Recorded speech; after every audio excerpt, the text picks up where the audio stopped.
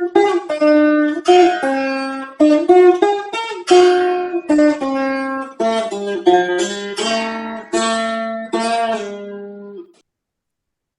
నమ శాంతాయ దివ్యాయ సత్యధర్మస్వరూపిణే స్వానందామృత తృప్తాయ సుందరాయ నమో నమ. మనం చాందోగ్యంలో 95 శ్లోకాలు తృతీయ అధ్యాయంలో చెప్పుకున్నాం. 96వ శ్లోకం దగ్గరికి వచ్చాం. ఇక్కడ తత్వమసి అనేటువంటి వాక్యాన్ని శ్వేతకేతువుకి బోధించాలి. ఆ బోధించాలి అన్నప్పుడు మనమైతే ఏం చేస్తున్నాం అంటే వేదాంతంలో తత్ అంటే ఏమిటి, త్వం అంటే ఏమిటి, వాచ్యార్థం అంటే ఏమిటి, లక్షణార్థం అంటే ఏమిటి, వాచ్యార్థాన్ని లక్షణార్థాన్ని తీసుకుంటే రెండు ఒకటే అవుతాయి, ఇలా అర్థాలు చెప్తున్నాం.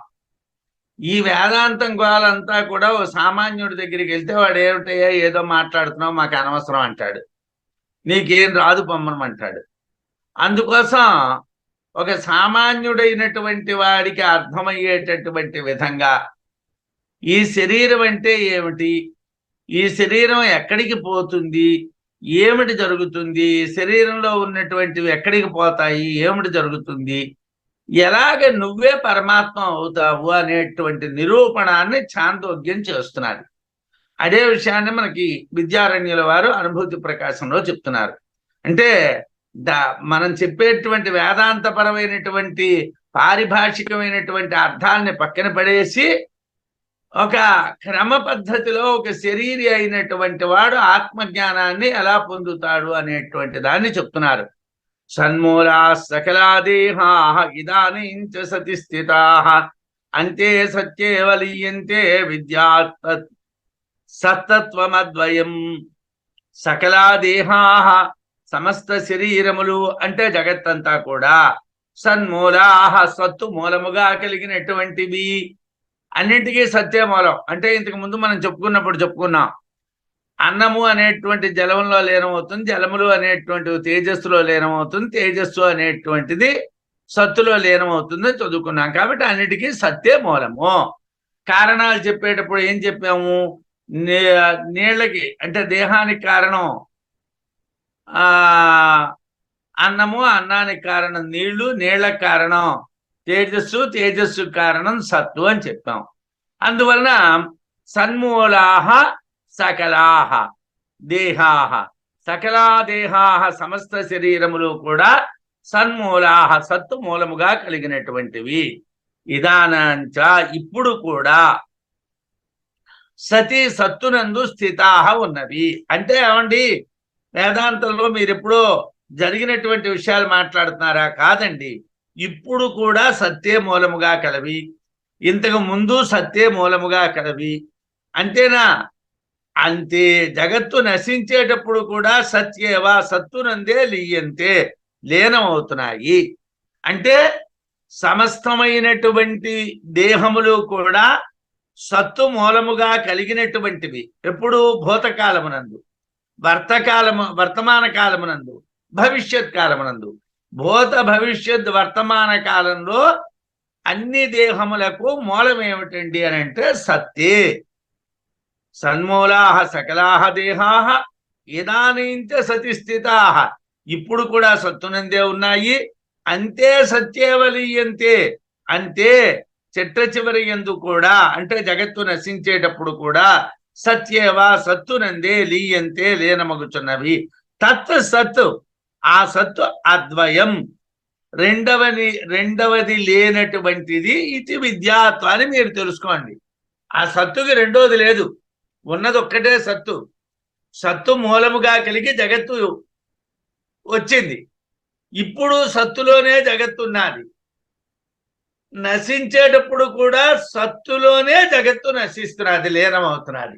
అంటే ఈ జగత్తు అనేటువంటిది ప్రవేశమునందు, నడిచేటప్పుడు, లీనమయ్యేటప్పుడు కూడా సత్తులోనే ఉన్నది. సత్య అన్నింటికీ ప్రధానము. సన్మూలాః సౌమ్య ఇమాః సర్వాః ప్రజాః సదాయతనాః సత్ప్రతిష్ఠాః అని ఉపనిషత్తు, చాందోగ్యోపనిషత్తులో మంత్రం. ఏమిటండి? ఇమా స్థావర జంగమం సత్కారణాః న కేవలం సన్మూలాః.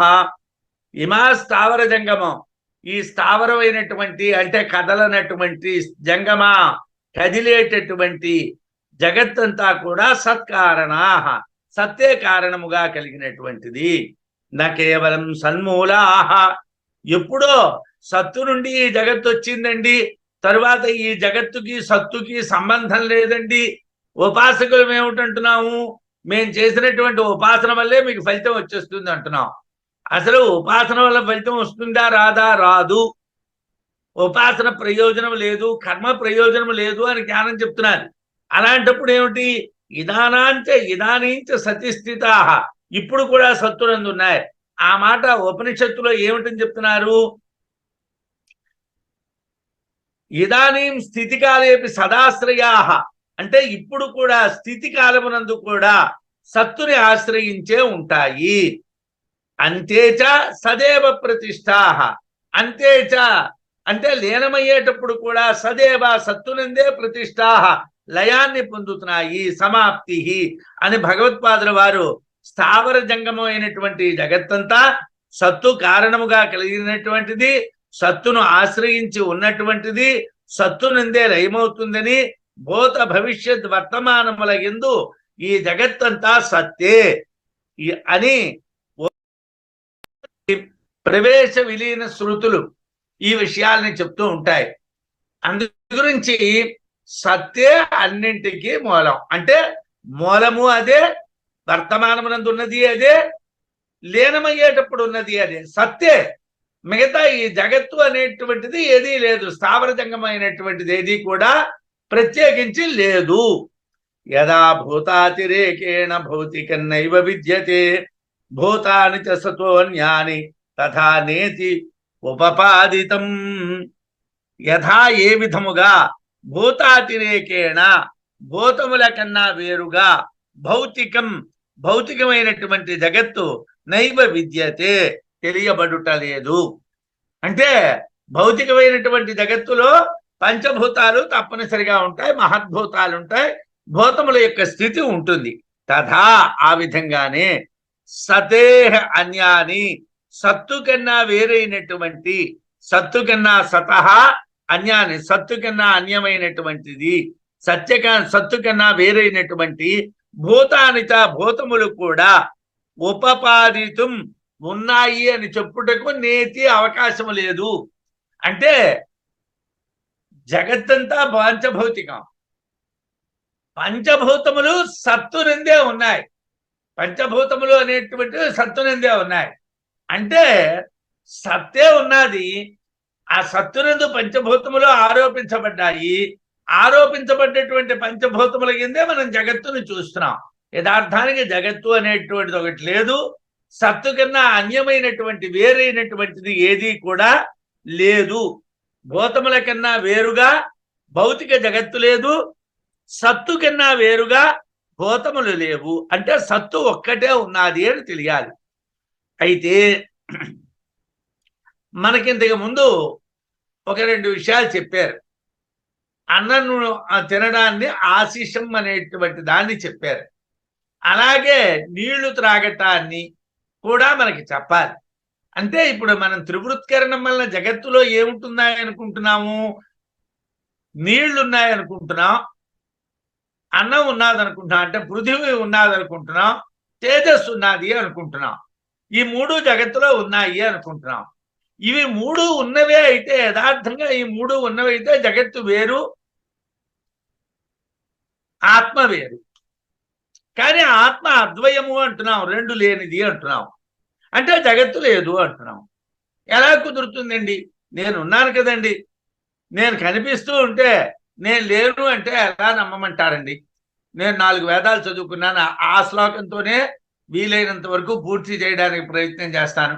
మనందరికీ దేహాభిమానం అంటే, శరీరం మీద అభిమానం అంటే ఎక్కడున్నదండి అంటే, చదువుకున్నాము, డబ్బు ఉన్నది, పదవులు ఉన్నాయి, గొప్పవాళ్ళమి అనే అహంకారం మనందరికీ ఉన్నారు. అంటే అహంకారం అంటే అదేదో తప్పుడు గుణం అని కాదు, నేను అనేటువంటి భావన. ఈ డబ్బు నాది, ఈ ఇల్లు నాది అని ఎలా అనుకుంటున్నాడో, నేను ఇంత విద్యావంతుణ్ణి, వేదాలు చదివాను, వేదాంగాలు చదివాను, శాస్త్రాలు చదివాను. నిజంగానే నువ్వు చదివేవా? నిజంగానే నీకు ఆ జ్ఞానం ఉన్నదా? నువ్వు నిజంగానే పండితుడివా? అలాంటప్పుడు నువ్వు శాశ్వతుడు అవ్వాలి కదా. కానీ పాండిత్యం శాశ్వతం కాదు, ఆ వ్యక్తి శాశ్వతుడు కాడు.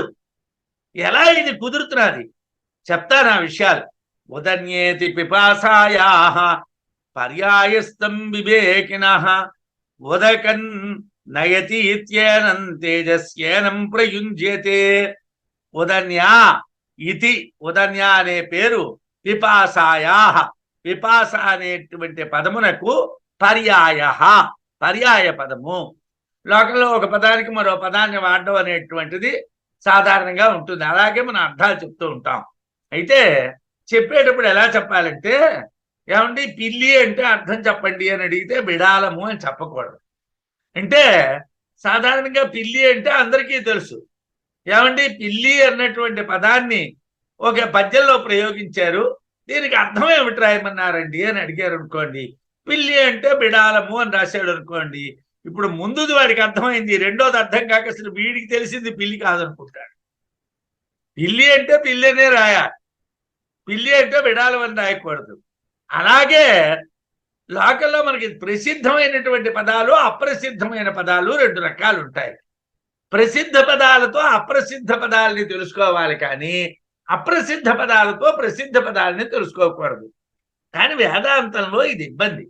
వేదాంతంలో సామాన్య పదాలకి విశేష పదాలకి తేడా ఉంటుంది. సామాన్య పదాలు మనందరికీ తెలుసు.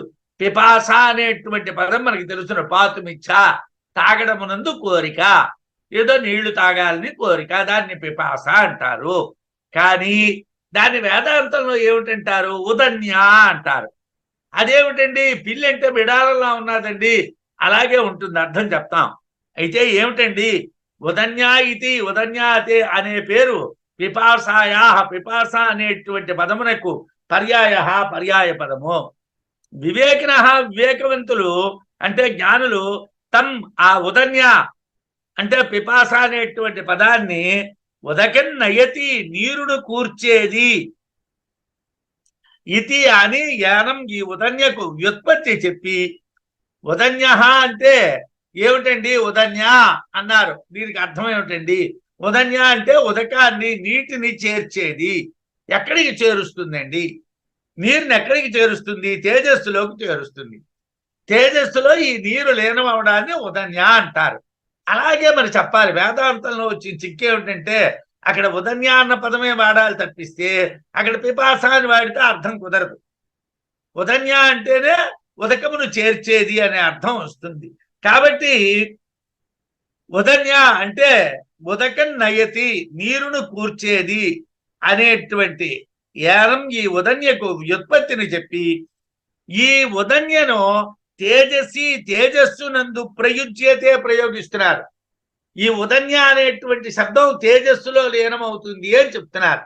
అయితే ఉదన్య అన్నటువంటి పదమే ఎందుకు వాడాలండి? పిపాస లీనమవుతుంది అనకూడదా? కాదండి. పిపాస అంటే నాకు తాగాలని ఉన్నది కాబట్టి పాతుమిచ్చా పిపాస అన్నాం. అది జలములకు అర్థం కాదు. ఉదన్య అన్నటువంటిది జలములు అనేటువంటి దానికి అర్థం. ఉదం అంటే ఉదకం అంటే నీరు కదా, ఉదం అనేటువంటిది నీటిని చెప్తుంది. ఉదన్నయతి అంటే ఉదం అంటే జలములను, నయతి పొందిస్తుంది అనేటువంటి అర్థంలో ఉదన్య అనేటువంటిది సరిపోతుంది. పిపాస అన్నటువంటిది చాలదు. ఒకటే అర్థం మనం పర్యాయపదంగా చెప్పినప్పటికీ లోకంలోని అక్కడ మాత్రం ఉదన్య అనేటువంటి పదాన్నే వాడాలి. తేజస్సులో లీనమవుతుంది, తేజస్సి ప్రయుజ్యతే. ఉదన్య అనే పదానికి పిపాస అనేది పర్యాయ పదం.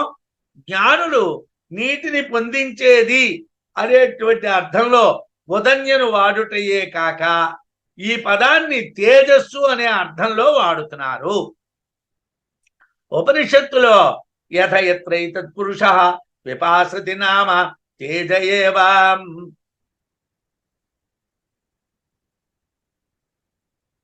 తత్పీతం నయతే తద్యథా గోనాయో అశ్వనాయో పురుషనాయః ఇత్యేవం తత్తేజ ఆచిష్ట ఉదన్యేతి. తత్ర ఏతదేవ శృంగముత్పతితం సౌమ్య విజానీహి నేదమమూలం భవిష్యతి ఇది అని ఛాందోగ్యంలో మంత్రం. ఉత్పతితం ఇక్కడ ఉపనిషత్తులో యస్మిన్ కాలే పురుష పాతుమిచ్చతి, ఏ కాలంలో అయితే పురుషుడు తాగాలి అనుకుంటాడో, పిపాసతి అంటే తాగాలి అనుకుంటాడో, ఇది గౌణం నామ. ఈ పిపాస అనేటువంటి పదం గౌణ పదం. ఎలాగైతే ఆశిషం అనేటువంటిది అన్నం తినడము అనేటువంటి విషయంలో గౌణమైనటువంటి పదమో, ఎలాగ స్వపితి అనేటువంటిది నిద్రపోవటంలో గౌణమైనటువంటి పదమో, అలాగే త్రాగటము అనే అర్థంలో గౌణమైనటువంటి పదం పిపాసతి అనేది. తత్పీతం తేజ ఏవ నయతే, ఆ త్రాగబడినటువంటి నీరు ఎక్కడికి వెళ్తుందండి? తేజస్సును పొందుతుంది. తేజ ఏవ తత్పీతం అబాది శోషయన్ దేహగత లోహిత ప్రాణభావేన నయతే.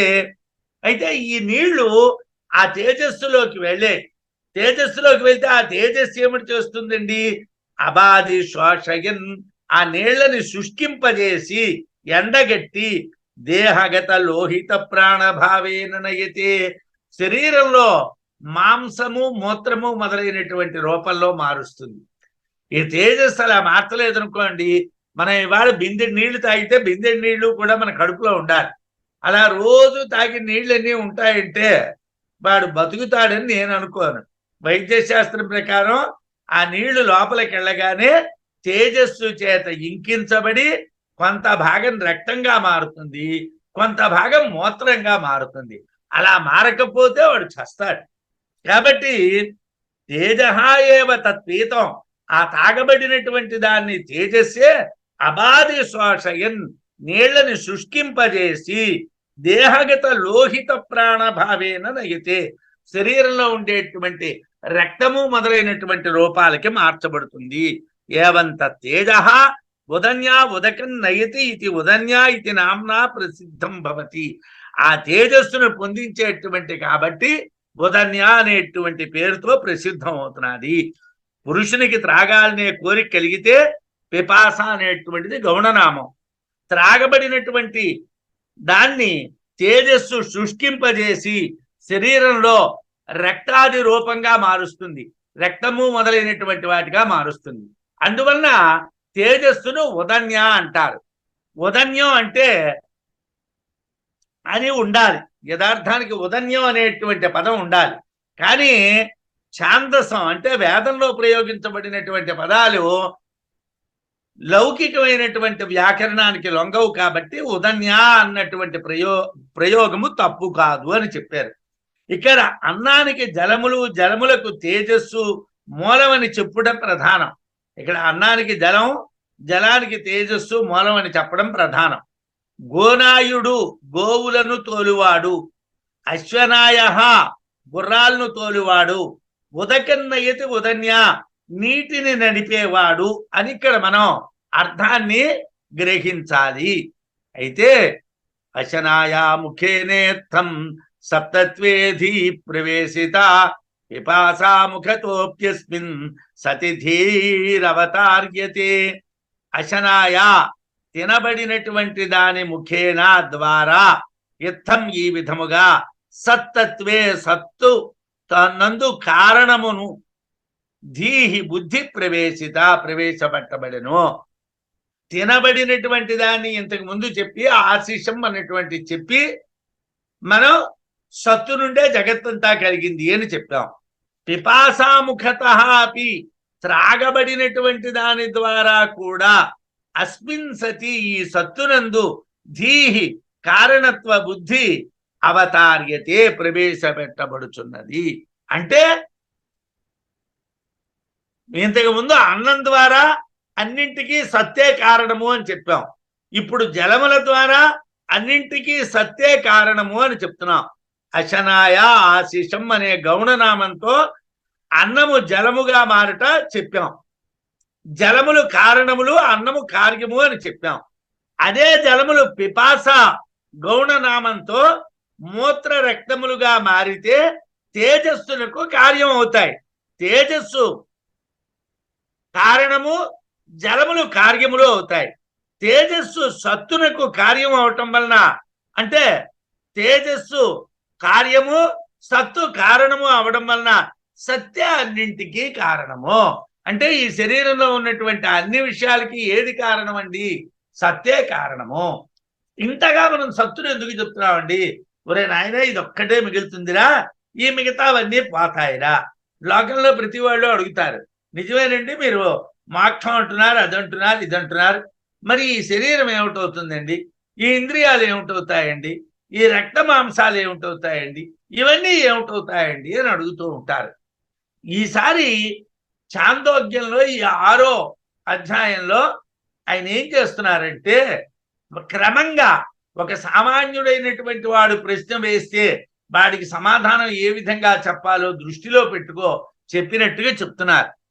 పీతం జలీరం జలం శరీరస్థం తేజసా జీర్యతే తతః మూత్రం రక్తం చ నిష్పన్నం ద్రవత్వాత్ జలజే ఉభే. పీతం అంటే త్రాగబడినటువంటి జలం, నీరు. శరీరస్థం శరీరమునందున్నటువంటి తేజస తేజస్సు చేతనే జీర్యతే శుష్కింపజేయబడుతున్నది. మనం లీటర్ నీళ్ళు తాగేసాం అనుకోండి, అలా లీటర్ నీళ్లు కడుపులో ఉండిపోవు సార్. ఆ నీళ్ళని మూత్రంగా మార్చేస్తుంది, రక్తంగా మార్చేస్తుంది. రక్తంగా కొద్ది భాగం మారుతుంది, మూత్రంగా ఎక్కువ భాగం మారుతుంది. అలాగే మనం ఒక పావు బియ్య అన్నం తిన్నాం అనుకోండి, అంటే ఇప్పటి కాలంలో ఎవరు నాకు తెలిసి తిన్నవాళ్ళు లేరు, పూర్వకాలంలో ఎక్కువ తినేవాళ్ళు. ఇప్పుడు అంటే అన్నం తిన్నాడు అనుకోండి, ఆ తిన్నటువంటి అన్నం అంతా అలా లోపల ఉండదండి, అది తేజస్సు చేత ఏమిటవుతుందండి? శుష్కింపజేయబడి మలంగా మార్చబడుతుంది, మాంసంగా మార్చబడుతుంది. అంటే లోపలికి వెళ్ళిన తర్వాత మనం తిన్న పదార్థాల్లాగే ఉండవు. పీతం జలం శరీరస్థం తేజసా జీర్యతే తతః. త్రాగబడినటువంటి నీరు శరీరములో ఉన్నటువంటిది తేజస్సు చేతనే శుష్కింపజేయబడుచున్నది. తతః అటు తరువాత మూత్రం రక్తం చ, మూత్రము రక్తము నిష్పన్నం కలుగుతున్నాయి. మూత్రం వస్తున్నది, రక్తం వస్తున్నది. అయితే ద్రవత్వాత్ మూత్ర రక్తాలు రెండు ఎలా ఉంటాయండి? నీళ్లలాగే ద్రవగుణం కలిగి ఉంటాయి. రెండు ద్రవస్వరూపములుగా ఉండడం చేతను జలజే నీటి నుండి ఉభే రెండూ పుట్టినటువంటివి. రెండు నీటి నుండి పుట్టినటువంటివే. ఎలా చెప్పగలుగుతున్నారండి రెండు నీటి నుండే పుట్టాయంటే? అవి రెండు ద్రవ రూపంలో ఉన్నాయి కాబట్టి. త్రాగినటువంటి నీరు మూత్ర రక్తాలుగా మారుతుంది. ఆ మూత్ర రక్తాలు రెండు ద్రవ రూపంలో ఉన్నాయి కాబట్టి అవి జలముల నుండి పుట్టేయి అన్నటువంటి దాన్నే మనం తెలుసుకోవాలి. అయితే అవి మూత్ర రక్తాలుగా మారడానికి కారణం మాత్రం తేజస్సు. తాభ్యాం అపోనుమీయంతే తాభి తేజః తతస్తు సత్ వ్యాప్తిం గృహీత్వా సర్వత్ర యోజనాయ ఉదితం పునః. యోజనాయోదితం పునః. తాభ్యాం ఆపో అనుమీయంతే తాభిః తేజస్తతస్తు తతు వ్యాప్తిం గృహీత్వా సర్వత్ర యోజనాయోదితం పునః. తాభ్యః మూత్ర రక్తముల వలన ఆపహ నీరు అనుమీయంతే. ఏమండి, వాడికి సక్రమంగా మూత్ర విసర్జన జరుగుతున్నది అని అంటే రోగం కొంతవరకు లేదు. అంటే నేను వైద్యుడిని కాను, వైద్య ధర్మాలు నాకు తెలియవు. లోకంలో ఓ 2-3 రోజులు మూత్ర విసర్జన జరగకుండా ఉంటే చాలా ప్రమాదం అంటారు. మూత్ర విసర్జన చాలా ముఖ్యం, అది ఏర్పడాలి, బయటికి రావాలి. అలా ఒకవేళ జరగకపోతే అది ప్రమాదం. అంటే లోపల ప్రవేశించినటువంటి జలము మూత్ర రూపంలో బయటికి రావాలి, అలాగే రక్తం రూపంలో ప్రకాశించాలి. మూత్ర రక్తాల వలన ఆపహ నీరు అనుమీయంతే. అంటే శరీరంలో జలము యొక్క స్వభావాన్ని మనం అనుమాన ప్రమాణంతో గుర్తిస్తున్నాం. అంటే ప్రత్యక్ష ప్రమాణంగా మనం నీళ్లు తాగాము, ఆ నీళ్లు ఏమండి మనం తాగినటువంటి నీళ్లు లోపల రక్తంగా మారేయా? ఏ టెస్ట్ వల్ల తెలుస్తుందండి? నాకైతే తెలియదండి, నాకు వైద్య శాస్త్రం రాదు. కానీ మనం త్రాగినటువంటి నీరు మూత్రంగా మారుతుంది, రక్తంగా మారుతుంది అన్నటువంటిది మాత్రమే మనకు తెలుసు. దాన్ని అనుమాన ప్రమాణంతోనే గుర్తించగలం కానీ దాన్ని ప్రత్యక్ష ప్రమాణంతో మనం గుర్తించలేము. అనుమీయంతే తాభిహి తేజ తతస్తు సతు. తాభిహి అంటే ఆ మూత్ర రక్తాల వలన తేజ తేజస్సు అనేటువంటిది అనుమీయంతే అనుమానించబడుతున్నది. ఏమండి, త్రాగబడినటువంటి నీళ్లు మూత్రంగా ఎలా మారేయండి? తేజస్సు వల్ల మారేయి. ఎలాగా రక్తంగా మారేయండి? తేజస్సు వల్ల మారేయి అని అనుమానిస్తున్నాం. అంటే ఆ రెండు కూడా అనుమాన ప్రమాణములే. తతస్తు సత్ అంటే తేజస్సు అనేటటువంటిది ఎలాగ ఈ పని చేస్తున్నదండి, ఈ పని చేయడానికి తేజస్సుకి ఎలాగ శక్తి వచ్చిందండి, దానికి సత్తు కారణము అని అనుమానిస్తున్నాం. సత్తు కారణము అని అనుమానిస్తున్నాం మేము. అంటే నీరు ద్రవము, మూత్ర రక్తములు ద్రవములు, అందువలన మూత్ర రక్తాలకు కారణం నీరు అని అనుమానించాం.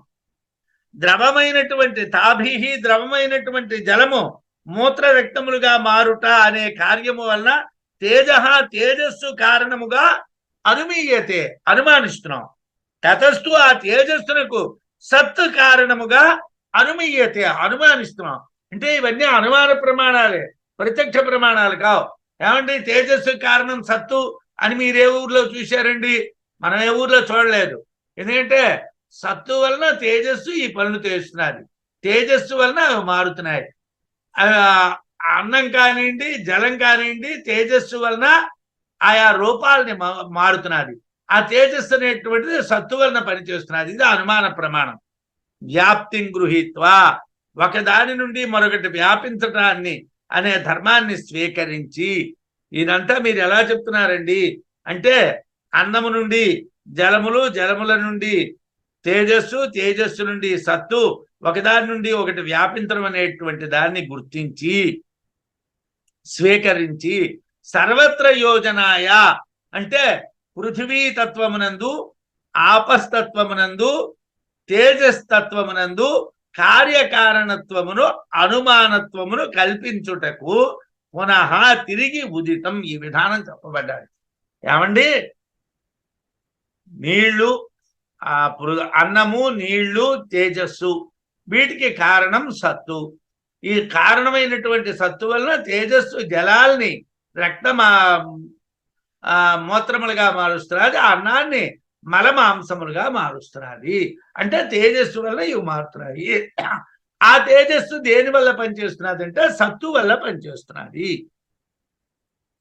మూత్ర రక్తములు ద్రవములగుట, అవి జలముల నుండి పుట్టుట అనుమానిస్తున్నాం.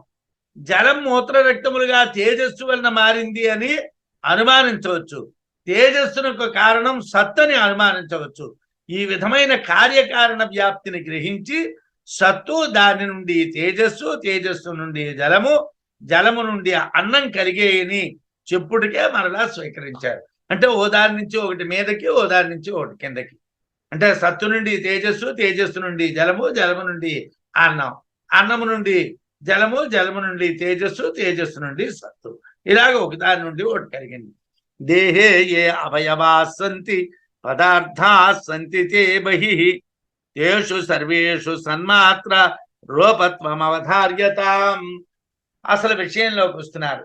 ఏ ఏ అవయవాలైతే దేహంలో ఉన్నాయో ఆ పదార్థాలు బాహ్యమునందు కూడా ఉన్నాయి. దేహే శరీరమునందు ఏ అవయవాహ సంతి, ఏ అవయవములు ఉన్నాయో తే ఆ పదార్థములు బహిః బాహ్యమునందు సంతి ఉన్నవి. అంటే ఏవైతే బయట ఉన్నాయో అవి లోపలున్నాయి, ఏవి లోపలున్నాయో అవి బయట ఉన్నాయి.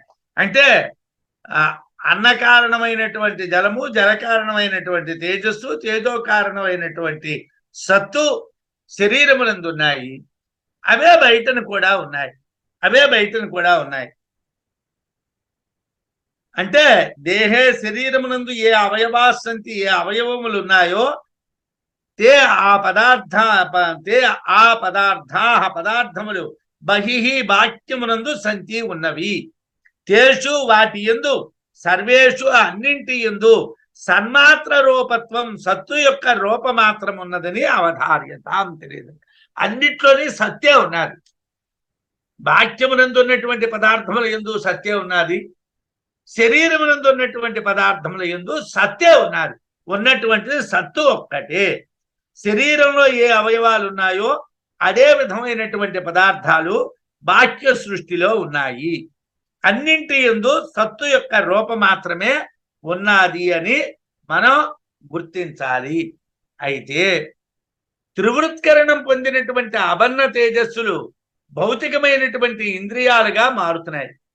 త్రివృత్కరణం పొందినటువంటి అప్పు అంటే నీరు, అన్నము, తేజస్సు మూడు కూడా భౌతికాలైనటువంటి ఇంద్రియాలుగా మారుతున్నాయి. అన్నమసితం త్రేధా విధీయతే, తినబడినటువంటి అన్నము మూడు రకాలుగా మారుతున్నారు. అలాగే జలము మూడు రకాలుగా మారుతున్నది, తేజస్సు మూడు రకాలుగా మారుతున్నది. అన్నము, జలము, తేజస్సు భౌతికమైనటువంటి స్థూల, మధ్యమ, సూక్ష్మ భాగముల విషయంలో ఇంతకు ముందే మనం చెప్పాం. అంటే స్థూల భాగం అంటే ఏమిటి, మధ్యమ భాగం అంటే ఏమిటి, సూక్ష్మ భాగం అంటే ఏమిటి అన్నటువంటి విషయాలు చెప్పుకున్నాం. మలమూత్ర రక్త మాంస మధ్యాస్థి భాగాలన్నీ మధ్యమ భాగాలు. స్థూల భాగములు, మధ్యమ భాగములు అంటే మలము, మూత్రము, రక్తము, మాంసము, మధ్య అస్థి. ఇవేమిటండి? స్థూల భాగాలు, మధ్యమ భాగాలు చెప్పబడ్డాయి. అవి శరీరాన్ని వృద్ధి పొందిస్తాయి. కనిష్ట భాగములు తన్మనోభవతి, ప్రాణోభవతి, వాగ్భవతి అని అన్నం వలన మనస్సు, జలముల వలన ప్రాణము, తేజస్సు వలన వాక్కు కలుగుతాయని మనం ఇంతకు ముందు చెప్పుకున్నాం. తన్మనోభవతి, తత్ప్రాణః భవతి, తద్వాగ్భవతి అని మనం ఇంతకు ముందు చెప్పుకున్నాం. ఈ ఆంతర విషయాలు అంటే ఈ లోపల ఉండేటువంటివి బాహ్యంగా తెలియబడేటువంటివి కావు. బుద్ధి కానీ, ప్రాణము కానీ, మనస్సుగా, వాక్కు కానీ బాహ్యమునందు ఏ విధంగా నిష్క్రమిస్తాయో చెప్పడానికి సన్మాత్రలైనటువంటి ఇవన్నీ దేహమునందు బయట కూడా ఉంటాయని చెప్పారు. ఈ ఆంతర విషయాలైనటువంటి మనస్సు, ప్రాణము, వాక్కు ఇవి ఆంతర విషయాలు. బాహ్యంలో ఇవి ఎలాగ నిష్క్రమిస్తాయి? ఏమంటే ఇప్పుడు చనిపోతున్నాడు అంటున్నాం. చనిపోతున్నాడు అన్నప్పుడు శరీరంలాగే ఉన్నది. చనిపోవడం అంటే ఏమిటండి? ఏమిటి చనిపోయిందండి? ఏమిటి ఎక్కడికి జరిగితే చనిపోవటం అనేటువంటి పదాన్ని వాడాలి అనేటువంటి దాన్ని మనకి ఇప్పుడు నిరూపణ చేస్తున్నారు. భౌతికత్వం పురా ప్రోక్తం తదుక్తం దేహవాక్యయో ఇంద్రియద్వారతో బోద్ధం ప్రోచ్యతే మరణక్రమ. పురా ప్రోక్తం ఇంతకు ముందు చెప్పబడినటువంటి భౌతికత్వం, భూత సంబంధమైనటువంటి లక్షణము దేహవాక్యయో దేహమునందు, వాక్యమునందు తదుక్తం చెప్పబడినది. ఏమండి? అన్నం ఉంది, బయటనే అన్నం ఉన్నది, శరీరంలోనే అన్నం ఉన్నది. జలములు బయట జలాలు ఉన్నాయి, లోపల జలాలు ఉన్నాయి. తేజస్సు బయట తేజస్సు ఉన్నది, లోపల తేజస్సు ఉన్నది. ఇది ఇంతకు ముందే చెప్పాం, ఈ విషయాల్ని చెప్పాం. ఆ భౌతికత్వము ఇంద్రియ ద్వారతో బోద్ధం.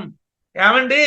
ఆ భౌతిక లక్షణాలు అనేటువంటివి శరీరంలో ఉన్నాయి కదా, అవి అర్థం చేసుకోవడం ఎలాగండి? ఇంద్రియ ద్వారతో బోద్ధం, ఇంద్రియముల ద్వారా తెలుసుకొనుట కొరకు మరణక్రమ, మరణము యొక్క విధి విధానాలను ప్రోచ్యతే చెప్తున్నాము. మరణం యొక్క క్రమాన్ని అంటే విధి విధానాలు, మరణం అనేటువంటిది ఏ రకంగా ఉంటుంది అనేటువంటి దాన్ని చెప్తున్నాం. ఎందుకు ఈ మరణాన్ని గురించి మనం చెప్తున్నారండి అని అంటే, ఇంద్రియముల ద్వారా భౌతికమైనటువంటి లక్షణములు తెలుసుకోవడం అనేటువంటిది జరగాలి. ఇంద్రియాల ద్వారా తెలుసుకోవాలి. ఆ తెలుసుకోవటం కోసం మరణక్రమాన్ని మీకు చెప్తున్నాము అన్నారు. ఏదైతే ఇంతకు ముందు శరీరమునందు, వాక్యమునందు ఉన్నటువంటి భౌతికత్వం చెప్పబడ్డాదో అదే మరలా చెప్తూ ఇంద్రియాల ద్వారా దాన్ని గుర్తించడానికి మరణం కోసం చెప్తున్నారు. మరణం కోసం మ్రియమాణస్య వాగాది వృత్తి మనసి లీయతే మనోవృత్తేర్లయ ప్రాణే ప్రాణవృత్తేస్తు తేజసి. ఇదే ప్రధానమైనటువంటిది. అంటే లోకంలో ఇప్పుడు ప్రతి వాళ్ళకి ఏమిటి ప్రశ్న? ఎవరు చచ్చిపోతున్నారండి అని అడుగుతున్నారు. ఏమంటే మీరు ప్రాణం లేదు, శరీరం లేదు, ఏమీ లేదు అంటున్నారు, అంతా ఆత్మే ఉన్నది అంటున్నారు. మరి ఎవరు చచ్చిపోతున్నారు? చచ్చిపోతూ ఉన్నవాడు ఎవడు? ఈ ఉన్నవాడు ఎవడు? ఉన్నవాడంతా మాయా అన్నాం. మరి చచ్చిపోయిన వాడు ఎవడండి? చచ్చిపోయిన వాడు మాయేనా? మాకు ఎదురుకుండా కనిపిస్తున్నది కదండి. మా నాన్నగారు చనిపోయినప్పుడు నేను పక్కనే కూర్చున్నానండి. మరి మా నాన్నగారు చచ్చిపోయారు కదండి. అది ఎలాగా మీరు అర్థం చెప్తారండి? మ్రియమాణస్య అంటే చనిపోవచ్చున్నటువంటి వారి యొక్క వాగాది వృత్తి, వాక్కు, ప్రాణము, మనస్సు అనేటటువంటివి మనసి లీయతే మనస్సునందు లీనమవుతున్నాయి. వాగాది వృత్తి అంటే మాట్లాడటము, చూడటము, వినటము మొదలైనటువంటి వాటిని వాగాది వృత్తి అంటారు. వాగాది వృత్తి అంటే ఏమిటండి? వాక్కు మొదలైనటువంటి వృత్తులు. మనకున్న వ్యాపారాలు ఏమిటండి? మాట్లాడటం అంటే బ్రతికున్నంతకాలం మాట్లాడుతూ ఉంటాం. ఆగురా అన్న ఆకుండా ఏదో ఒకటి చెప్తూ ఉంటాం. అలాగే ఎవరైనా ఏదైనా చెప్తూ ఉంటే వింటూ ఉంటాం. అలాగే ఏదో ఒక విషయాన్ని చూస్తూ ఉంటాం. దేన్నైనా ముట్టుకుంటూ ఉంటాం, దేన్నైనా తింటూ ఉంటాం, దేన్నైనా త్రాగుతూ ఉంటాం. ఇవన్నీ కూడా వాక్కు మొదలైనటువంటి వృత్తులు, వ్యాపారములు. ఈ చనిపోతూ ఉన్నటువంటి వాడి యొక్క ఈ వ్యాపారాలన్నీ కూడా మనసి లీయతే మనస్సునందు లీనమవుతాయి. అంటే మనస్సులో ఇవన్నీ లీనమయ్యేసరికి మా వాడు మాట్లాడటం లేదండి, మా వాడు చూడటం లేదండి, మా వాడు చెప్పిన మాట వినటం లేదండి, మా వాడిని ముట్టుకున్నా కదలడం లేదండి, నోట్లో పేసినా లోపలికి వెళ్ళడం లేదండి అని చెప్తూ ఉంటాం లోకంలో. ఈ వాగాది వృత్తులన్నీ కూడా మనస్సులో లీనమైపోతే ఆటోమేటిక్గా ఏమిటవుతుందండి? బాక్యమైనటువంటి కర్మలన్నీ ఆగిపోతాయి.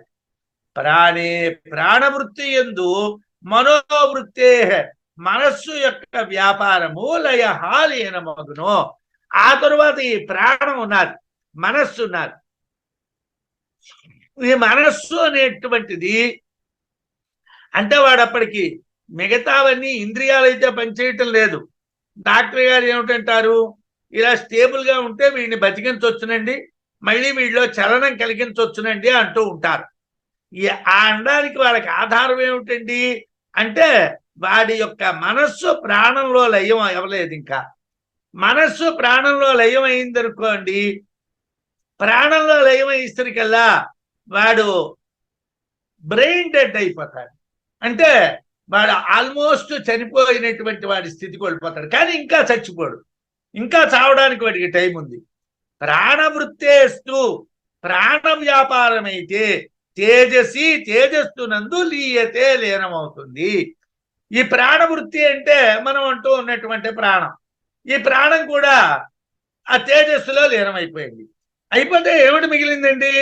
వేడిగా శరీరం ఉన్నది తప్పిస్తే వాడి మాట లేదు, పలుకు లేదు, ఉలుకు లేదు, ఏమీ లేదు. ఆల్మోస్ట్ వాడు చచ్చిపోయాడు. అయినా ఇంకా చచ్చిపోలేదండి. అంటే అన్నకార్యమైనటువంటి మనస్సు, జలకార్యమైనటువంటి ప్రాణంలోని, అన్నకార్యమైనటువంటి మనస్సు, జలకార్యమైనటువంటి ప్రాణము, ప్రాణము తేజస్సులోని లీనమవుతాయి అన్నారు. అంటే కారణములైనటువంటి అన్నము జలంలోని, జలం తేజస్సులోని లీనమవుతుంది. బాక్యమైనటువంటి పదార్థాల్లో శరీరంలో ఉన్నటువంటి పదార్థాలు లీనమవుతాయి. ఇదే మరణం అన్నారు. దీనికి ఉపనిషత్తులో ఏం చెప్పారు? అస్య సౌమ్య పురుషస్య ప్రియతః వాంగ్మనసి సంపద్యతే మన ప్రాణే ప్రాణస్తేజసి తేజపరస్యాం దేవతాయాం అని ఉపనిషత్తు. ప్రియతః అంటే మ్రియమాణస్య చనిపోతూ ఉన్నటువంటి వారి యొక్క మనస్సునందు, అంటే ప్రాణమున మనస్సు, చనిపోతున్నటువంటి వాడి వాక్కు, మనస్సులో లీనమవుతుంది. వాంగ్ మనసి, మనస్సులో వాక్కు లీనమవుతుంది. ఆ వాక్య ఆ మనస్సు ఏమిటి చేస్తుందండి? మనహా ప్రాణే, మనస్సు ప్రాణంలో లీనమవుతుంది. ప్రాణ తేజసి, ప్రాణం తేజస్సులో లీనమవుతుంది. అయితే ఈ 104వ శ్లోకానికి అర్థం చెప్పడంలో ఇబ్బంది ఉన్నది. ఎందుకండి అని అంటే, అన్నం జలములందు, జలములు తేజస్సునందు లీనమవుతాయి అంటే తేజస్సు యొక్క కార్యము వాక్కు, అన్న కార్యమైనటువంటి మనస్సులో ఎలా లీనమవుతుందని చెప్తారండి. అంటే అర్థం చెప్తూ ఉన్నప్పుడు ఒక ఇబ్బంది వచ్చింది. ఏమిటా ఇబ్బంది ఏంటి అని అంటే, వాగాది వృత్తి మనసి లీయతే అన్నారు. వాక్కు దేని యొక్క కార్యం అండి అంటే అది తేజస్సు యొక్క కార్యం. తేజస్సు యొక్క కార్యమైనటువంటి వాక్కు అన్నము యొక్క కార్యమైనటువంటి మనస్సులో ఎలా లీనమవుతుందండి? అన్నం జలాల్లోని, జలం తేజస్సులోని లీనమవుతుందని ఇప్పటి వరకు మనం చెప్పాం, క్రమం చెప్పాం. అన్నము జలాల్లోని, జలం తేజస్సులోని, తేజస్సు సత్తులోని. ఇప్పుడు మనం ఏమిటని చెప్తున్నాము? తేజో కార్యమైనటువంటి వాక్కు అన్న కార్యమైనటువంటి మనస్సులో లీనమవుతుంది అని అర్థం చెప్తున్నాం. ఇది కుదురుతుందా? ఇలా జరుగుతుందా?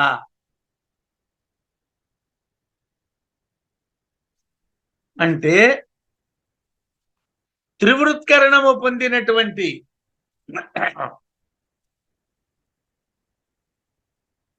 ఇది ఎలా కుదురుతుంది అంటే అర్థం చెప్తున్నారు.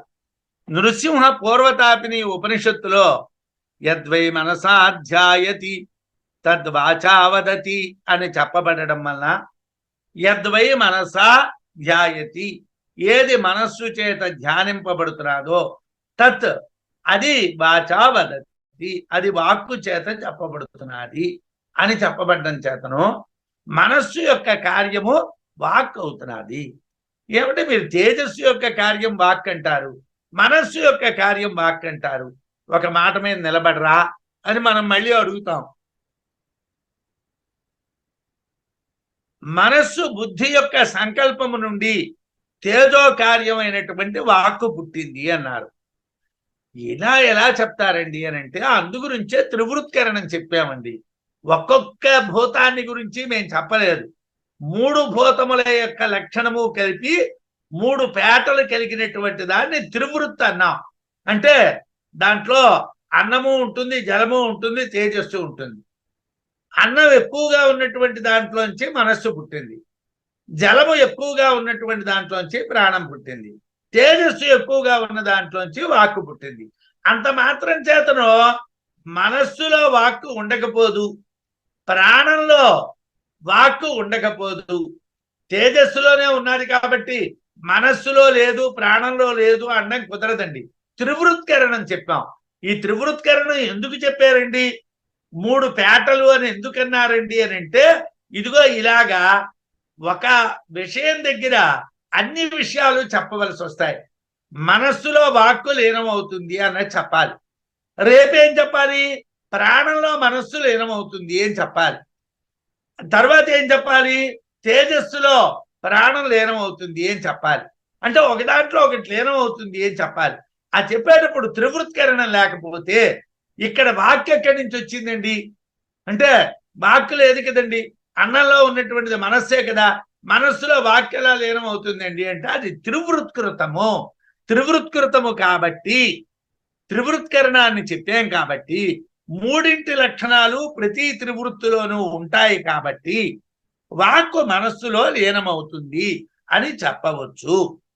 వాక్కు మనస్సునందు ఉపసంహరింపబడిన తరువాత మాట ఉండదు, మరి వాడి నోటంట మాట రాదు. సంకల్ప వికల్ప రూపమైనటువంటి మనస్సు ప్రాణంలో లీనమైపోయిన తర్వాత వాడిలో ఆంతర చలనం ఉండదు. అంటే వాడు మరి ఆలోచించడం కానీ, వాడు ఏదైనా సంకల్పం చేయడం కానీ, వాడికి వికల్పం కలగడం కానీ మరేం ఉండదు. ప్రాణం తేజస్సులో లీనమైన తరువాత బాహ్యమైనటువంటి కదలిక ఉండదు. శరీరం యొక్క ఉష్ణత కూడా తేజస్సు, ఉష్ణత అంటే తేజస్సు, అది పరదేవతలో లీనం కాగానే నశించిపోతుంది. అంటే లాస్ట్కి ఏమిటి పోతుందండి, వాళ్ళలో ఉన్నటువంటి ఉష్ణగుణం పోతుంది, తేజస్సు పోతుంది. అది ఎప్పుడైతే ఆ పరదేవతలో లీనమైపోయిందో అప్పుడు వాడు చనిపోయాడు అనేస్తాం.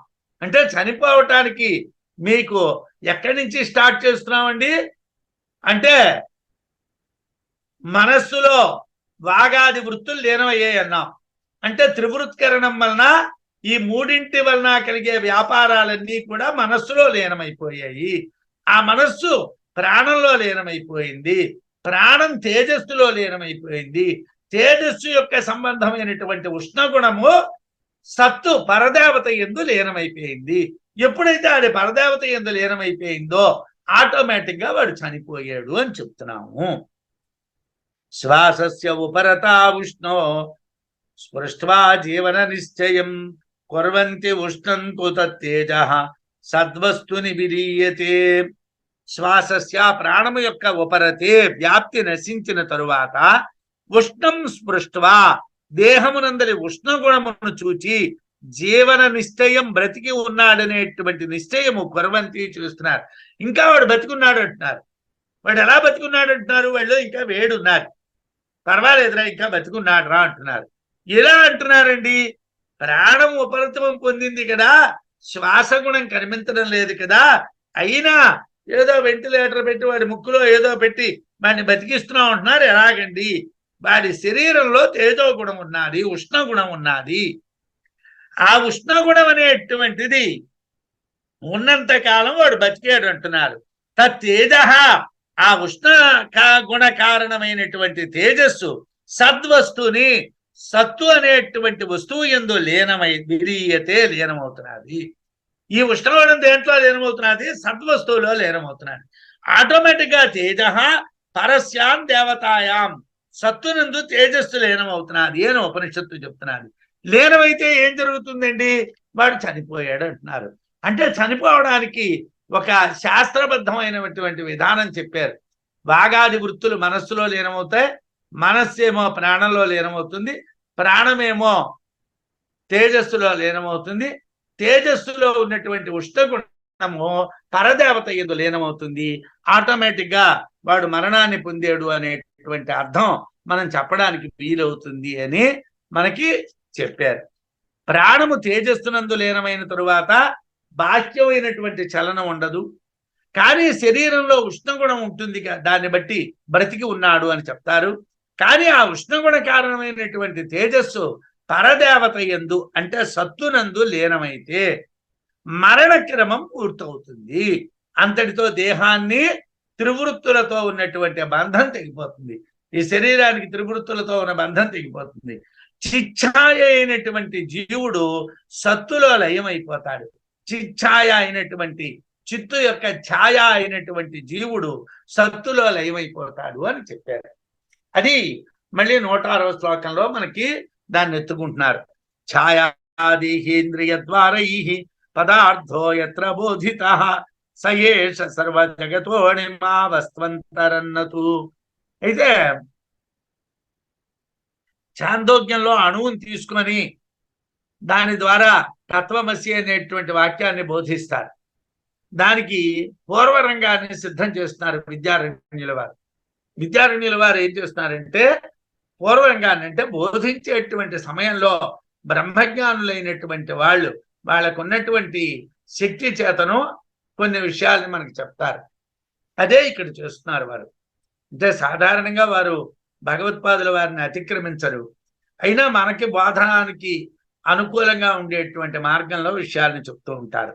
ఛాయ ఆత్మఛాయ, దేహ శరీరము, ఇంద్రియ ద్వారై ఇంద్రియములు అనేటువంటి ఈ మూడింటి ద్వారా పదార్థ ఏ పదార్థము ఎత్ర ఎక్కడ బోధిత చెప్పబడినదో అంటే ఆత్మఛాయ, దేహము, ఇంద్రియములు అనేటువంటి వాటి ద్వారా ఏ పదార్థం అయితే ఎక్కడ చెప్పబడ్డాదో సహా ఆ పదార్థము ఏష సర్వ జగత ఈ సమస్త జగతునకు అనిమా సూక్ష్మ విషయము. వస్త్వంతరం అంతకన్నా సూక్ష్మమైనటువంటిది నతు మరొకటి లేదు. అంటే సూక్ష్మమైనటువంటి పదార్థములే ప్రధానం, చిచ్ఛాయ అనేటువంటిది ఆత్మఛాయ, దేహము అనేటువంటిది, ఇంద్రియము అనేటువంటివి మూడు కూడా మూడు ద్వారాలు. ఈ మూడు ద్వారాల ద్వారా అంటే ఈ మూడింటి ద్వారా ఏ పదార్థమైతే బోధించబడ్డాదో ఆ పదార్థము ఈ జగత్తు, ఈ సమస్తమైనటువంటి జగత్తుకి సూక్ష్మ రూపమైనటువంటిది. అంతకన్నా సూక్ష్మమైనటువంటిది మరొకటి లేదు. ఏ పదార్థం ఆత్మ యొక్క ఛాయో, శరీరము, ఇంద్రియాలు అనేటువంటి వాటి ద్వారా చెప్పబడ్డాదో ఆ పదార్థము సర్వ జగత్తు యొక్క అణుభావము, సూక్ష్మభావము అని మనం తెలుసుకోవాలి. ఆ అణుభావము కన్నా వేరొక వస్తువు ఏదీ లోకంలో లేదు. అంటే అణుస్వరూపమైనటువంటి సత్తు జగత్తు అంతటికీ మూలము. అణుస్వరూపమైనటువంటి సత్తే జగత్ అంతటికీ మూలము. ఈ విషయాల ద్వారా తత్వమసి అనేటువంటి ఉపదేశ వాక్య వివరణ కొరకు మనకి ప్రారంభించారు. అయితే స్థూలత్వం అణుత్వరూపాభ్యాం, స్థూలత్వ అణుత్వరూపాభ్యాం వస్త్వేకం భాసతే ద్విధా. ఏకం వస్తు ద్విధా భాసతే. స్థూలత్వ అణుత్వ రూపాభ్యాం ఏకం వస్తు భాసతే ద్విధా. స్థూలమింద్రియమమ్యత్వాత్ నామరూపాత్మకం జగతు. ఏమంటే స్థూలంగా ఉన్నది లోకం అంతా, మీరు అణురూపంలో ఉన్నదని అంటున్నారు. అంటే రెండు ఉన్నాయ్యా. స్థూలమైనటువంటిది జగత్తు, అణుత్వం అనేటువంటిది గోచరము కానటువంటి రూపము. స్థూల రూపము, అణుత్వ రూపాభ్యాం అణురూపాలైనటువంటి రెండు రూపాలు. వస్తువు ఏకం, వస్తువేకం, ఏకం వస్తువు, ఒక్కటే వస్తువు. ద్విధా భాసతే, రెండుగా కనిపిస్తున్నారు. ఏమంటే ఒక్కటే వస్తువు స్థూలంగా కనిపిస్తున్నది, సూక్ష్మంగా కనిపిస్తున్నది. స్థూలంగా కనిపిస్తూ ఉన్నటువంటి దాన్ని చూసి మనం ఏమిటనుకుంటున్నామండి? స్థూలంగా ఉన్నటువంటి దాన్ని చూసి మనం ఏమిటనుకుంటున్నామంటే ఇదంతా జగత్తు అనుకుంటున్నాం. కానీ ఇదంతా జగత్తు కాదండి, స్థూలంగా ఉన్నటువంటిదే జగత్తు కాదండి. స్థూలము అణు అనేటువంటి, స్థూలము సూక్ష్మము అనేటువంటి రెండు రూపాల ద్వారా ఒకే వస్తువు రెండింటిగా ప్రకాశిస్తున్నది. స్థూలం ఇంద్రియగమ్యత్వాత్ నామరూపాత్మకం జగత్తు. స్థూలం ఇంద్రియగమ్యత్వాత్, స్థూలము అనే ఏదైతే మనం చెప్తున్నామో అది ఇంద్రియగమ్యత్వాత్, ఇంద్రియముల చేత పొందబడటం వలన నామరూపాత్మకం జగత్, నామరూపాత్మకమైనటువంటి జగత్తు. ఈ నామరూపాత్మకమైనటువంటి జగత్తు అంటే కూడా స్థూలము అంటారు. ఎందుకంటే కళ్ళకు కనిపిస్తున్నది, చెవులకు వినిపిస్తున్నది, తెలుస్తున్నది, మనం దాన్ని అనుభవిస్తున్నాం. కాబట్టి నామరూపాత్మకమైనటువంటి జగత్తంతా స్థూల జగత్తు.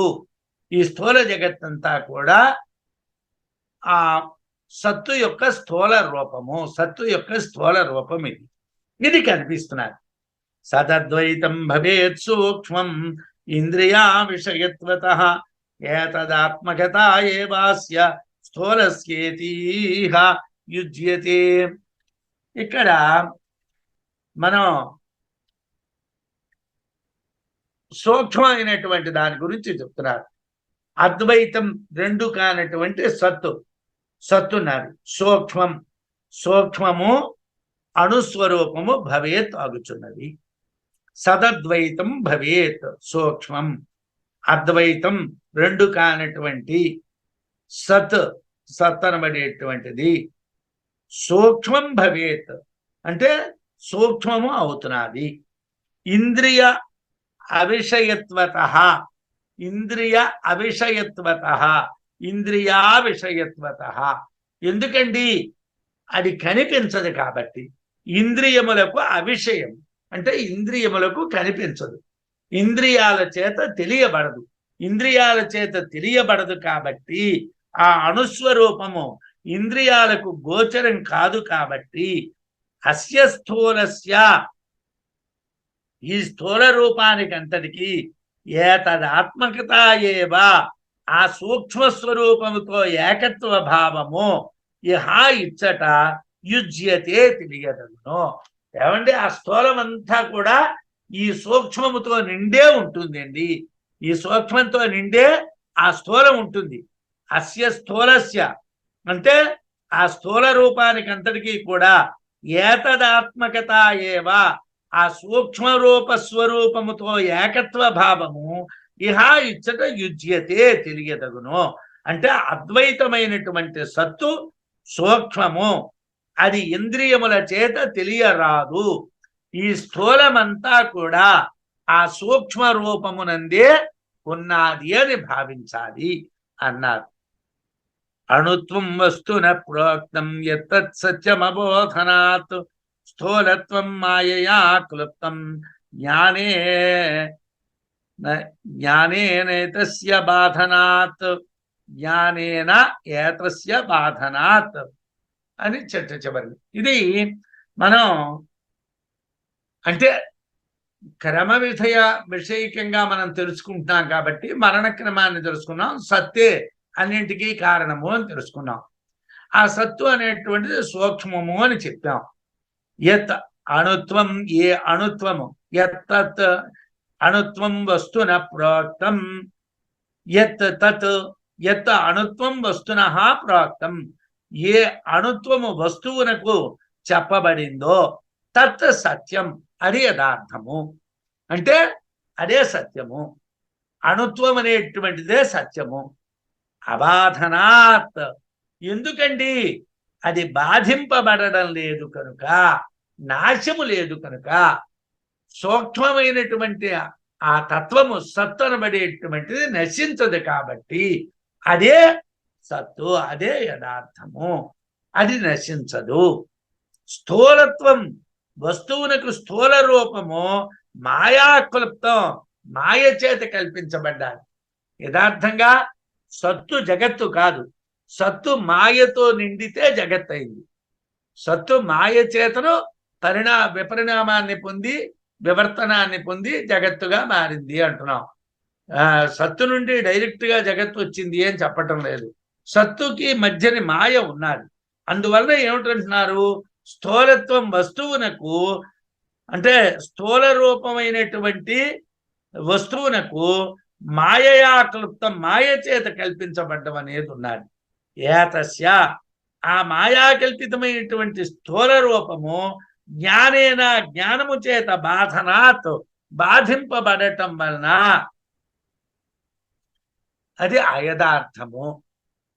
ఇక్కడ బాధనాత్ అని ఆపారు, అవతల శ్లోకంలోకి అన్వయం చేస్తారు, 110వ శ్లోకంలోకి అన్వయం చేస్తారు.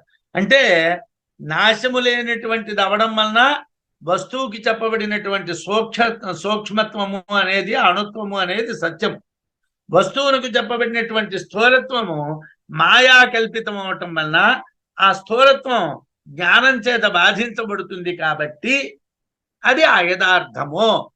బాధింపబడటం వల్ల అది అయథార్థము.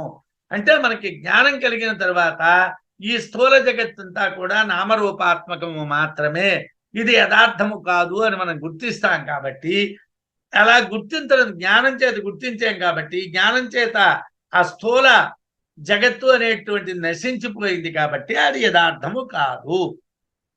అబాధ్యోయం సయేవాత్మా సర్వస్య నతు కల్పితః శ్వేతకేతో యదద్వైతో తదసిత్వం నమానవః అబాధ్యోయం సయేవాత్మా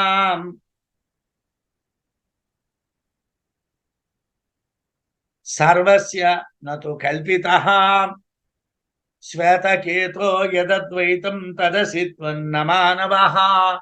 శ్వేతకేతుకి వాళ్ళ నాన్నగారైనటువంటి ఆరుని నువ్వే బ్రహ్మము తత్వమసి అనేటువంటి వాక్యాన్ని ఇక్కడ ఏం చేశారంటే త్వం తత్ అసి అని మార్చారు. తత్ అసి, తత్ అంటే అది, అసి ఆగుచున్నావు, త్వం నీవు అని మార్చారు విద్యారణ్యుల వారు. అంటే సులభంగా అర్థం అవటం కోసం. ఎలాగ సులభంగా అర్థమవుతుందండి? శ్వేతకేతో, ఓ శ్వేతకేతువా, సర్వస్య సర్వమునకు యహ అబాధ్య ఏది బాధింపబడదో సయేవ అదే ఆత్మ, దాన్నే ఆత్మ అంటారు. నతు కల్పిత మాయ చేత కల్పించబడినటువంటి స్థూలము కాదు. మాయ చేత కల్పించబడినటువంటి స్థూలము ఆత్మ కాదు. ఏదైతే బాధించబడదో, జ్ఞానము చేత బాధించబడదో ఆ సూక్ష్మమైనటువంటి ఆత్మ మాత్రమే యథార్థము. అది మాత్రమే యథార్థము. యద్ అద్వైతం, ఏ అద్వైత వస్తువు అయిన సత్తో తత్ అదే త్వం నీవు. ఏదైతే అద్వైతమైనటువంటి వస్తువో, యద్ అద్వైతం, ఏదైతే రెండు కానటువంటి వస్తువో, అంటే నువ్వు వేరు ఆత్మ వేరు కాదు, రెండు కానటువంటి వస్తువు యదద్వైతం, ఏదైతే రెండు కానటువంటి అద్వైత వస్తువో అయినటువంటి సత్తో తత్ ఆ సత్తే త్వం నీవు, అదే నువ్వు అసి ఆగుచున్నావు. నా మానవ, నువ్వు మనుష్యుడవు కావు అని చెప్పారు. నువ్వు మానవుడు కావు అని చెప్పారు. అంటే మాయాకల్పితమైనటువంటి స్థూల జగత్తు, త్రివృత్కృతమైనటువంటి అబన్న తేజో సంపుటి, అది నువ్వు కాదు. మాయ చేత కల్పించబడినటువంటి స్థూల జగత్తు, త్రివృత్కృతమైనటువంటి అప్ అన్న తేజో సంపుటి అయినటువంటి దేహము నువ్వు కాదు. పరదేవతగా చెప్పబడినటువంటి సత్తువే నువ్వు అని శ్వేతకేతువుకి తండ్రి ఉపదేశించాడు.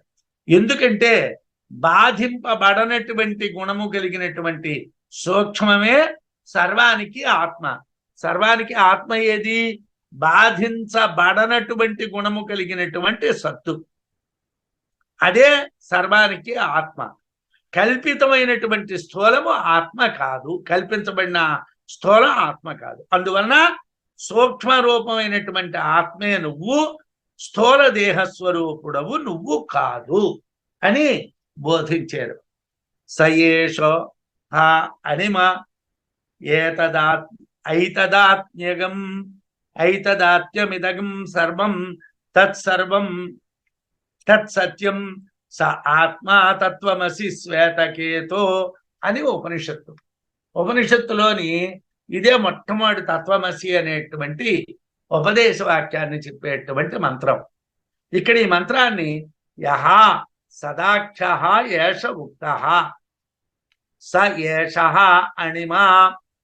యహ అంటే ఏ సదాక్ష, సత్ అనేటువంటి పేరు కలిగినటువంటి, ఏష ఇప్పుడు చెప్పబడినటువంటి, అణిమా అణుభావము సూక్ష్మభావము, సహా అది జగత మూలం, జగత్తుకు మూలము, అదే జగత్తుకు మూలము.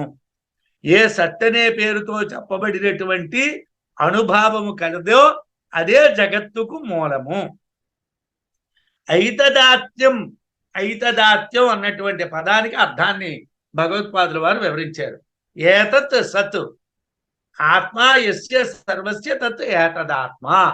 ఇక్కడ వ్యుత్పత్తి ఎలా చెప్తున్నారంటే, ఏతత్ అంటే సత్తు, ఏతత్ అన్నటువంటి పదం చేత సత్తు చెప్పబడుతుంది, సదాత్మ చెప్పబడుతుంది. యస్య సర్వస్య అన్నింటికీ కూడా ఏదైతే సదాత్మో తత్ ఏతదాత్మ, అదే ఏతదాత్మ. ఏతదాత్మ అంటే ఏమిటండి అంటే సకల జగత్తుకు సత్తు అని నిర్దేశించబడిన ఆత్మ చేతనే ఆత్మ కలది, దీన్ని ఏతదాత్మ అంటారు. సకల జగత్తుకు సత్తు అని నిర్దేశించబడినటువంటి ఆత్మ అంటే సారతత్వం, లోపల ఉన్నటువంటి తత్వం. దాని చేతనే ఆత్మ ఉన్నది అనేటువంటి భావాన్ని కలిగిస్తున్నది కాబట్టి దాన్ని ఏతదాత్మ అంటారు. అంటే సత్తే ఆత్మ, సత్తే ఈ ఆత్మ, సత్తే ఈ ఆత్మ, తస్య భావ, ఆ సత్తు యొక్క భావమే ఐతదాత్మ్యం, దాని భావమే ఐతదాత్మ్యము. ఈ సత్యనేటువంటి ఆత్మ చేతనే సకల జగత్తు ఆత్మ కలది అవుతున్నది. ఈ సత్తనేటటువంటి ఆత్మ చేతనే సమస్తమైనటువంటి జగత్తు కూడా ఆత్మ కలది అని తెలియబడుతున్నది. దీనికన్నా భిన్నంగా మరొకటి లేదు.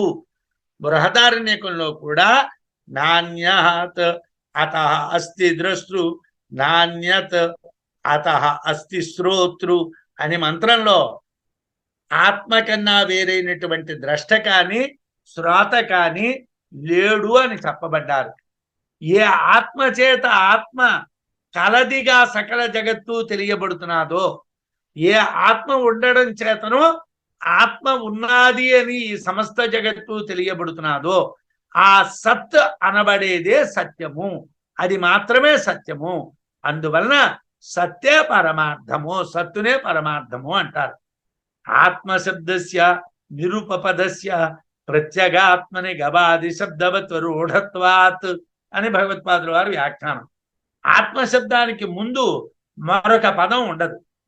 ఉపపదం అంటే జీవాత్మ, మహాత్మ, అలాగే ఇంకా ఇతరమైనటువంటి ఆత్మ పదాలని మనం ఏమీ వాడకూడదు. ఆత్మపదానికి నిరుపపదస్య ముందుని ఏ రకమైనటువంటి పదాలు ఉండకూడదు. ముందు మరో పదం లేనటువంటి ఆంతరతమ సారము అంటే లోపలున్నటువంటి ఏ సారభూతమైనటువంటి తత్వం ఉన్నదో అదే ఆత్మపదం చేత రూఢము.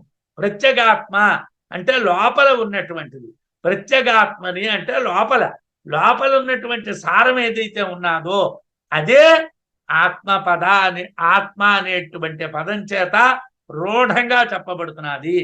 అదే నీవు తత్ సత్వమసి, ఆ సత్తే నువ్వు అగుచున్నావు అని ఉపనిషత్తు చెప్పింది. ఆ సత్తే నువ్వు అవుతున్నావు అంటే ప్రత్యేగాత్మ స్వరూపంగా తెలియబడేటువంటి ఆంతరతమ సారమైనటువంటి ఆత్మతత్వమే నువ్వు స్థూలదేహం కాదు.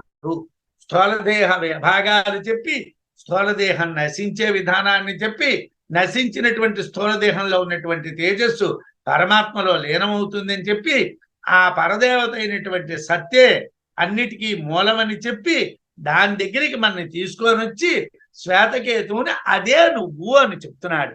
అదే నువ్వయ్యా, ఈ శరీరము నువ్వు కాదు, ఈ ఇంద్రియములు నువ్వు కాదు, ఈ మధ్య కాని అస్థి కాని మాంసము కాని రక్తము కాని ఇవేవి నువ్వు, మలం కాని మూత్రము కాని ఇవేవి నువ్వు కాదు. మనస్సు నువ్వు కాదు, వాక్కు నువ్వు కాదు, ప్రాణము నువ్వు కాదు, ఉష్ణత్వము నువ్వు కాదు, నువ్వు అన్నము కాదు, నువ్వు జలములు కాదు, నువ్వు తేజస్సు కాదు. ఇవన్నీ దేంట్లో లీనమవుతున్నాయో ఆ సత్తే నువ్వు అని ఆ శ్వేతకేతువుకి ఉపదేశం చేశాడు. అయితే శ్వేతకేతువుకి సందేహం రావచ్చు. మరి నేను మొన్న మా నాన్నగారు పంపిస్తే వేదాధ్యయనం చేయడానికి వెళ్ళాను కదా, అక్కడ వేదాలు చదువుకో వచ్చాను కదా, మరి నేను కాకపోతే నేనేమిటి, వెళ్ళడం ఏమిటి, చదువుకోవడం ఏమిటి, మా నాన్న పిచ్చివాడా నేను పిచ్చివాడినా అని డౌట్ వస్తుంది. అందుకోసం ఓ వివరణ చెప్తున్నారు. చిచ్ఛాయావాన్ అహంకార అధీతే వేద చతుష్టయం త్వంతు సాక్ష్యేవ తస్యాతః సదసి త్వం నచేతరః. చిచ్ఛాయావాన్, చిచ్ఛాయ కలిగినటువంటి, చిత్తు యొక్క ప్రతిబింబము కలిగినటువంటి అహంకార, అహంకారమే వేద చతుష్టయం అధీతే, 4 వేదాలు చదువుకుంటున్నది. అంటే నువ్వు చదువుకోలేదు. లోపల ఉన్నటువంటి ఆత్మ ఎవరికి చదువుకోదు. ఆత్మ ఎప్పుడూ చదువుకోదు. ఆత్మ ఎప్పుడూ ఏ మాస్టర్ చేత దెబ్బలు తిందు. చిచ్ఛాయావాన్, చిచ్ఛాయ కలిగినటువంటి అహంకార, అహంకారమే వేద చతుష్టయం అధీతే, 4 వేదాలని అధ్యయనం చేస్తున్నది, చదువుకుంటున్నది. త్వంతు నీవు సాక్ష్యేవా, సాక్షివి మాత్రమే, తస్యాతః అందువలన త్వం నీవు సత్ ఆత్మస్వరూప సత్తు అసి అగుచున్నావు. అందువలన నువ్వు సత్తువే అవుతున్నావు. సదసి త్వం నచేతరః, ఇతరమైనటువంటి దేహం నువ్వు కాదు, స్థూలమైనటువంటి దేహం నువ్వు కాదు. అంటే వేదాలు చదువుతూ ఉన్నటువంటిది చిచ్ఛాయ అయినటువంటి అహంకారమే కానీ నువ్వు స్థూల దేహము కాదు. నీవు సత్తు యొక్క రూపానివి, సాక్షివి మాత్రమే. అందువల్ల నువ్వు దేహం కాదయ్యా, నువ్వు ఆత్మవి, నువ్వే సత్తు యొక్క స్వరూపానివి అని శ్వేతకేతువుకి వాళ్ళ నాన్నగారు మొదటి బాధ చేశారు. అయితే దీంతో అతను సంతృప్తి చెందడు. ఆయన ప్రశ్నలు వేస్తాడు, ఈయన మళ్ళీ సమాధానాలు చెప్పాలి. కాబట్టి మనం ఇంకొంత మాత్రం చదువుకుంటే ఈ అధ్యాయం పూర్తవుతుంది. స్వస్తి. Thank you.